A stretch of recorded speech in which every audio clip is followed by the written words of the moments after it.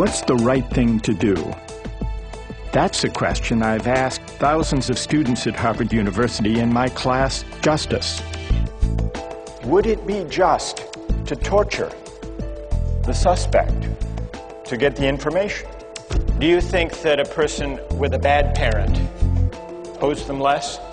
Is it all right to steal a drug that your child needs to survive?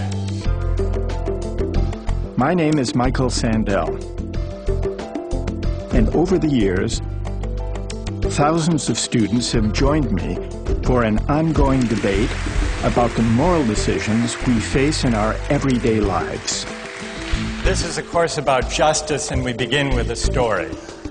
Suppose you're the driver of a trolley car. Nikolai, if you didn't think you'd get caught, would you pay your taxes?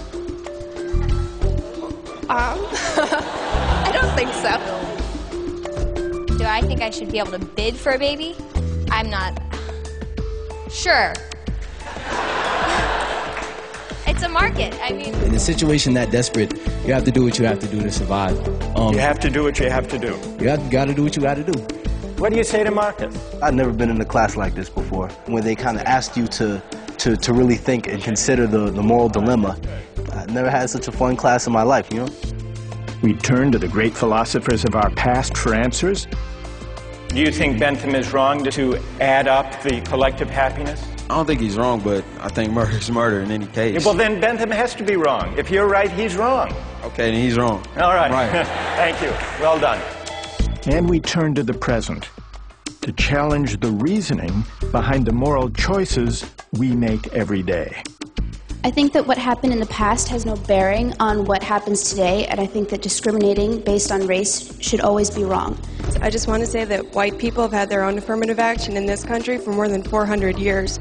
It's called nepotism and quid pro quo.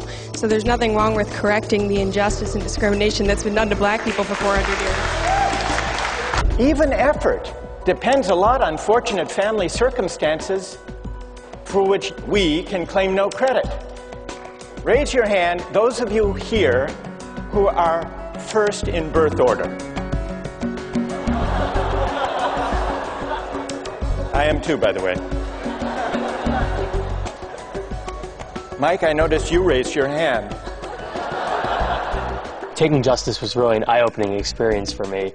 Everything that you've thought of up to that point becomes questioned, becomes challenged. The purpose of sex is, one, for its procreative uses, and two, for a unifying purpose between a man and a woman.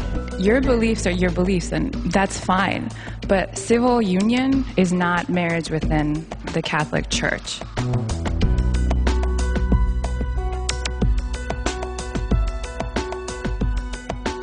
What is the right thing to do? People have been arguing for millennia, really, and there's still not one definite answer. And in ways that makes philosophy impossible, but it makes it beautiful at the same time that we're still debating similar questions. And the reason they're unavoidable, the reason they're inescapable, is that we live some answer to these questions every day. And now, I have the chance to invite you to join us as Harvard opens its classroom to the world.